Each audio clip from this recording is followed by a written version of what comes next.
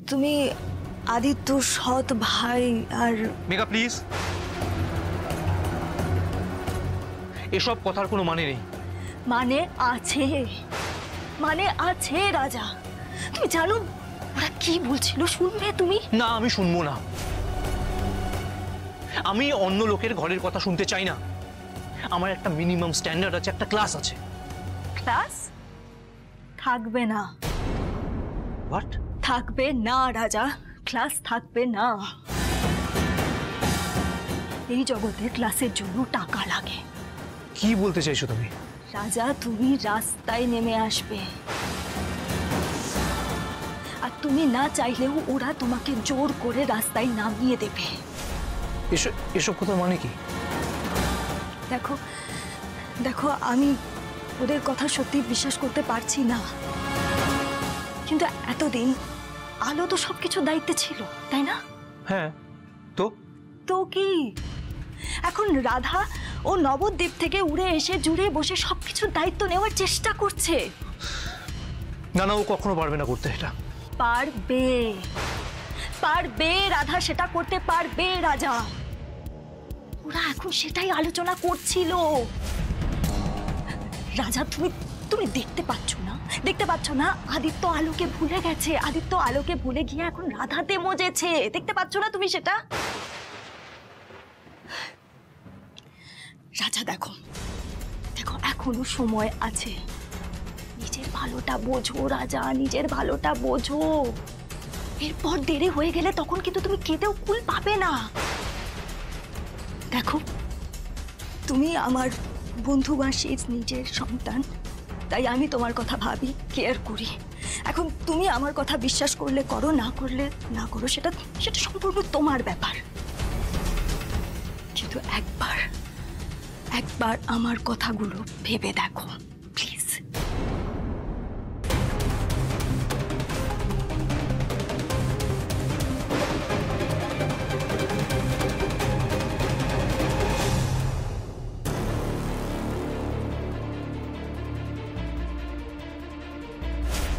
অনেক কাজ বাকি আছে আমার, অনেক ব্যবস্থা করতে হবে।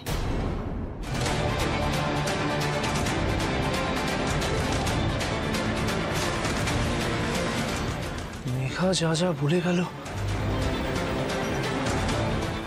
সেসব কি সত্যি?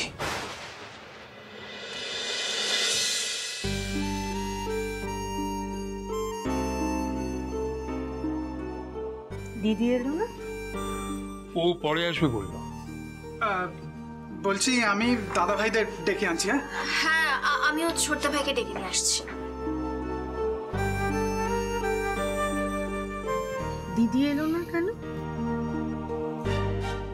তুমি যে আচরণ করেছো বৌদির সঙ্গে, তারপরে তো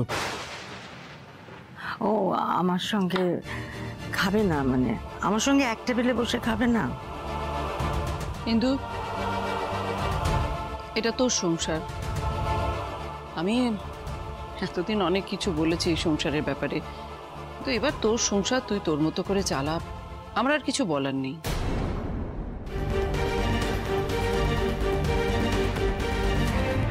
এভাবে কেন বলছো দিদি?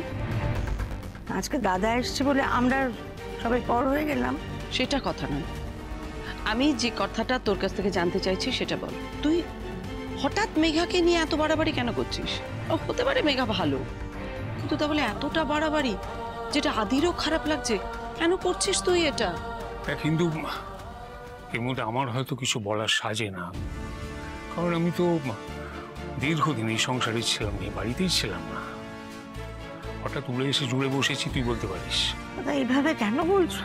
আমি থানে থানে পুজো দিয়েছি যাতে তুমি ফিরে আসো। তাহলে আজ তোর ভাষণ না, আমি তোর দাদা হিসেবে একটা প্রশ্ন করছি। দেখ, মেঘা গুলি খেয়েছে সেটা আমি জানি, কিন্তু রাধা, ও তো নিশ্চিত মৃত্যুর হাত থেকে ফিরে এসছে।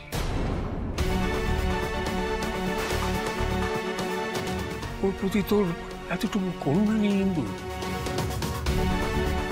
তুই ওর সঙ্গে এরকম আচরণ করছিস কেন বল?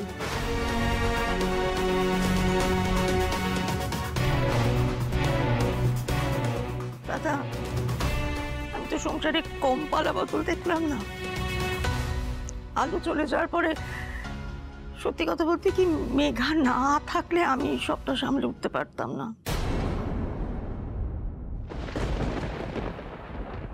হঠাৎ করে আলুটা মারা গেল, আদিটা একেবারে এলোমেলো হয়ে গিয়েছিল। রাজাটা তো পারেই না, নন্দিনী ছোট, সবটা মেঘা সামলেছে দাদা।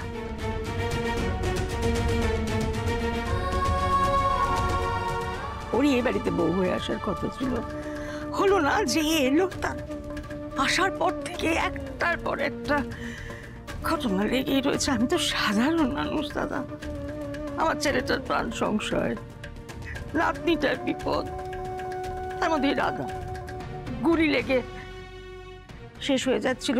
কার জন্য বাঁচলো? মেঘার। মেঘার জন্যই বাঁচলো। মেঘার তো গুলিটা লাগতে পারতো, মেঘা তো মরেও যেতে পারতো দাদা। তো আমি সেই মেয়েটাকে বলবো না অপয়া?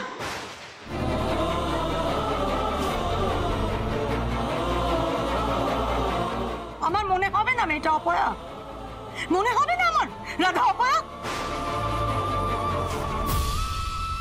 এটাই বাড়িতে আসার পর থেকে একটার পর একটা ঘটেই যাচ্ছে, কি না কি ঘটছে। আমার ছেলের সঙ্গে বিয়ের আসরে ঘোমটা টোমটা দিয়ে মুখ ঢেকে বসে পড়লো, শেষ মুহূর্তে কি না কি হয়ে গেল। কি যে চলছে আমার সংসারে, একটার পর একটা কিসের দৃষ্টি পড়েছে কে জানে। আমি তো মেয়েটাকে মেনেও নিয়েছিলাম। তোমরা ওর কোনো দোষই দেখতে পাচ্ছ না? ওর কোনো দোষ দেখছো না দিদি?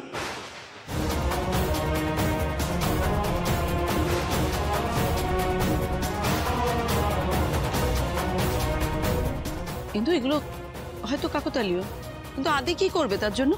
ওর বিবাহিত স্ত্রীকে ও ছেড়ে দেবে?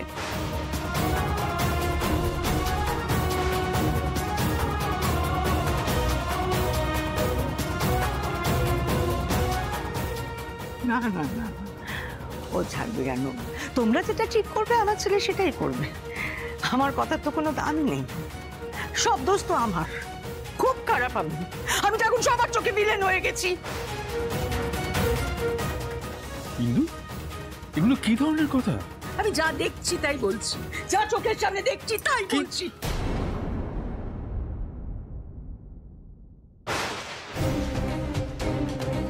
যাকে চুপ করো, অদিরা এসে গেছে, রাধা শুনছে তোমার সব কথা।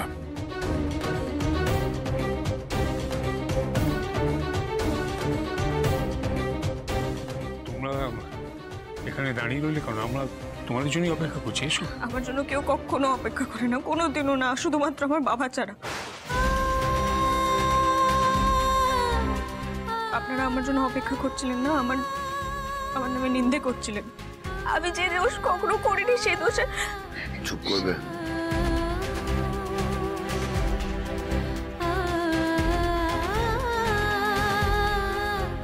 কি হয়েছে মা? মা ওকে কেন দোষারোপ করছো? কেন এসব কথা বলছো? ও তো কিছু করেনি। তোমার বোধহয় কোথাও ভুল হচ্ছে। ভুল? ও তুই এখন আমার ঠিক ভুলের হিসেবটাও করবি? ওই মেয়েটার জন্য তুই বলছিস আমার, তুই এত বড় হয়ে গেছিস আদি? কি বলছোটা কি? আমি বলছি যে শান্ত হও, একটু কথাটা বলো। হবো না শান্ত।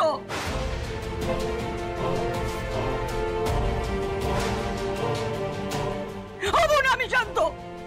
আমি এই মেয়েটাকে অপয়া বলেছি, ওকে অপয়া।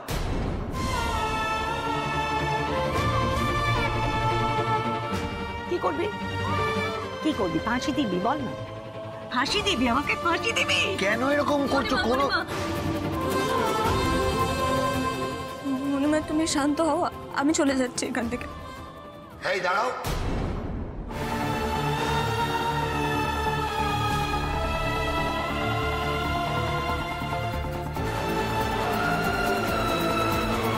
পরিস্থিতি থেকে পালিয়ে গেলে পরিস্থিতিটা বদলে যায়। ফেস করতে হয়। তোমার থেকে অনেক খারাপ সময় আমি আমার জীবনে ফেস করেছি।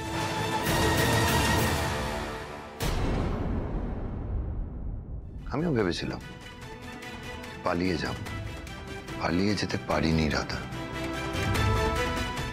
এত সহজে পালিয়ে যাওয়া যায় না।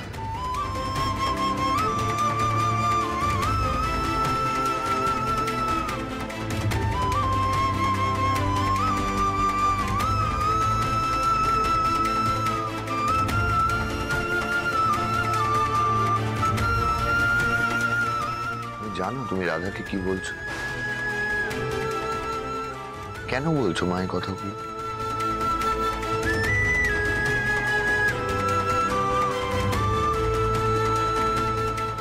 আমার জীবনটা তছনছ করে যখন আলো আমাদের সবাইকে ছেড়ে চলে গেল, তখন রাধা কোথায় ছিল?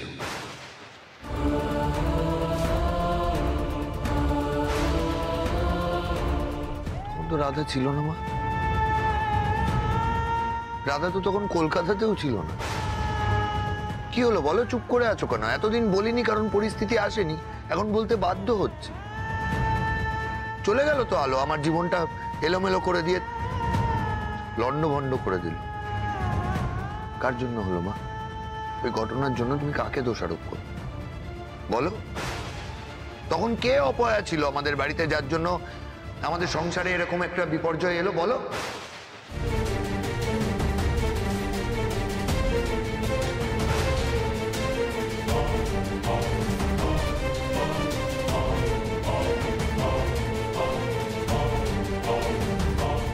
ভাবছো যে আমি তুলনা করছি? আমি তুলনা করছি না।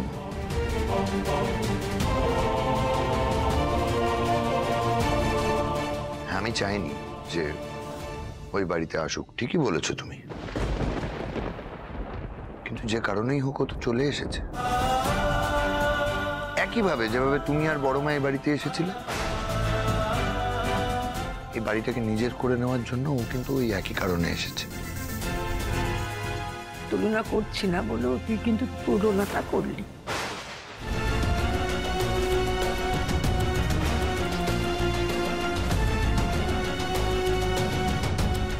তুই এই মেয়েটার সঙ্গে আমার তুলনা করছিস? আমি করি বা না করি, এই সমাজ সংসার কিন্তু এই তুলনাটাই করবে। আমি একটাও ভুল কথা বলছি না। মাথাটা যখন ঠান্ডা হবে তখন নিজেকে একবার রাধার জায়গায় প্লেস করুন।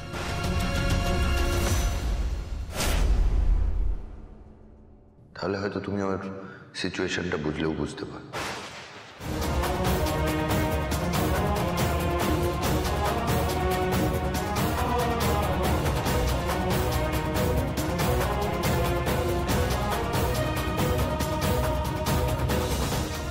বড় বৌমা, তোমার খাবার আমি ঘরে পাঠিয়ে দিচ্ছি, তুমি যাও, ঘরে যাও।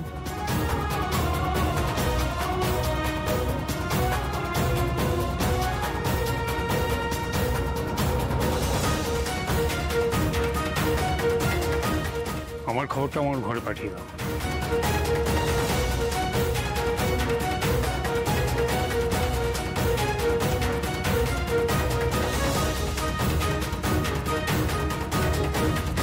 রাধা, রাধা তুমি কাঁদছো কেন? দেখলে না আসল মানুষটা তোমার পাশে দাঁড়িয়েছে। দাদা ভাইয়ের মতো মানুষ তোমার দিক থেকে মুখ ফিরিয়ে নেয়নি। কেঁদো না বোন আমার, কেঁদো না।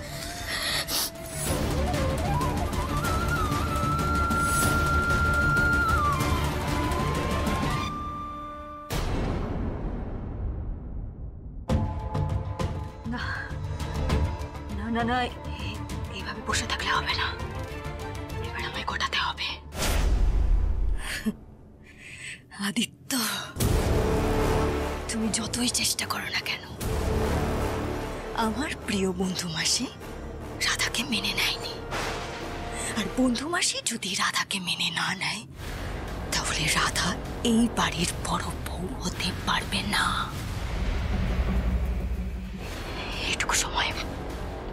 এইটুকু সময়ের মধ্যে আমাকে যা করার করতে হবে। এই সেন বাড়ির লোকেদের পথে বসাবো আমি। আদিত্য সেন, তুমি যদি আমার প্রেমের ফাঁদে পা নাও দাও, এবার তোমাকে মরণ ফাঁদে পা দিতে হবে। মরণ বাঁধে। আর তারপর আমিও দেখব তুমি রাধাকে কতটা ভালোবাসতে পারো। ছাড়বো না আমি, তোমাদের কাউকে ছাড়বো না। মেঘার জন্যই বাঁচলো, মেঘা তো মরেও যেতে পারতো দাদা। তো আমি সেই মেয়েটাকে বলবো না অপয়া? তোমরা ওর কোনো দোষই দেখতে পাচ্ছ না? ওর কোনো দোষ দেখছো না দিদি? আমি এই মেয়েটাকে অপয়া বলেছি ওকে অপয়া। কি হয়েছে মনিমা তোমার? তুমি ওরকম বদলে গেলে কেন? আমাকে কত ভালোবাসতে, কত।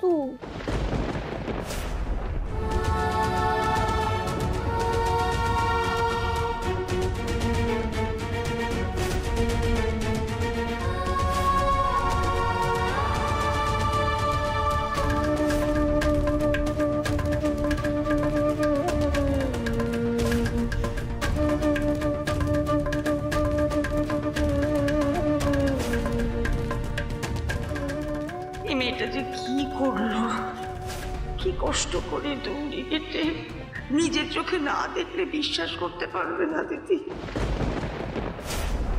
কেন মনিমা, কেন আমাকে বুকে না টেনে এভাবে দূরে সরিয়ে দিচ্ছ কেন তুমি? আমার কষ্ট হচ্ছে তো, আমার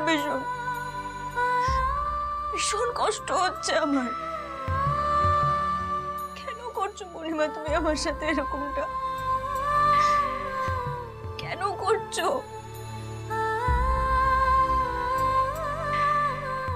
রাধা, তুমি কাঁদছো? কই না তো। তাহলে তোমার চোখে জল কেন? হে মা, আমার চোখে জল কেন থাকতে যাবে? বুবুল তুমি ব্রাশ করেছো? হ্যাঁ করেছি। রাধা তুমি আমার দিকে ঘোরো না। তুমি কাঁদছিলে কেন? বুবুল আমি কোথায় কাঁদছি? তুমি না, অনেক রাত হয়ে গেছে, চলো এসো ঘুমাবে। আমি ঘুমাবো না, চলো তোমাকে একটা জায়গায় নিয়ে যাব। বুবুল বললাম না অনেক রাত হয়ে গেছে, চুপ করে ওখানে ওঠো, চলো ঘুমাবে, ওঠো। তুমি যাবে না তো?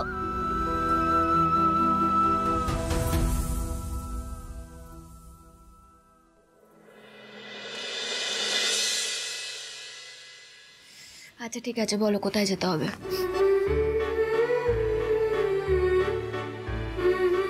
চলো, চোখ বন্ধ করো। চোখ বন্ধ করবো কেন? করো। চলো। আচ্ছা ঠিক চলো, যাচ্ছি, কিন্তু কোথায় নিয়ে যাচ্ছে সেটা তো বলবে আমায়। বলছি চলো।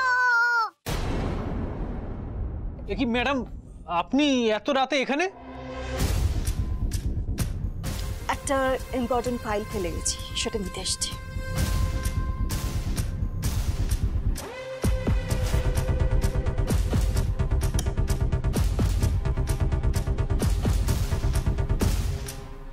করি না, ওই আদিত্য সেনকে আমি বিশ্বাস করি না আমি বিশ্বাস। আমার এতদিনে তিলে তিলে গড়ার সব প্ল্যানও শেষ করে দেবে, সব প্ল্যান শেষ করে দেবে ও।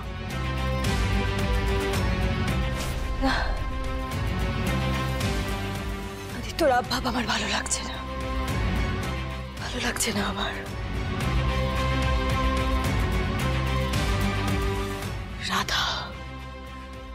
রাধা ওর মনে সন্দেহ ঢোকাচ্ছে, আর তা থেকে আমার কোনো পরিত্রাণ নেই আমার পরিত্রাণ। আদিত্য জেনে যাওয়ার আগে আমাকে সব মুছে ফেলতে হবে, সব। এবার আমি নিজেকে রক্ষা করব।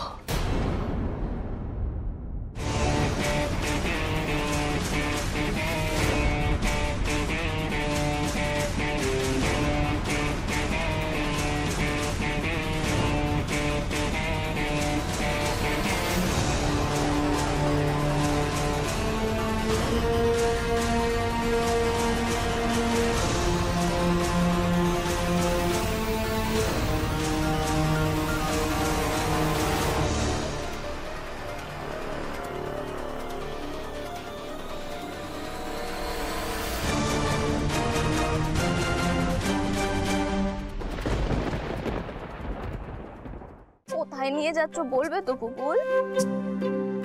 এবার চোখ খোলো। সারপ্রাইজ!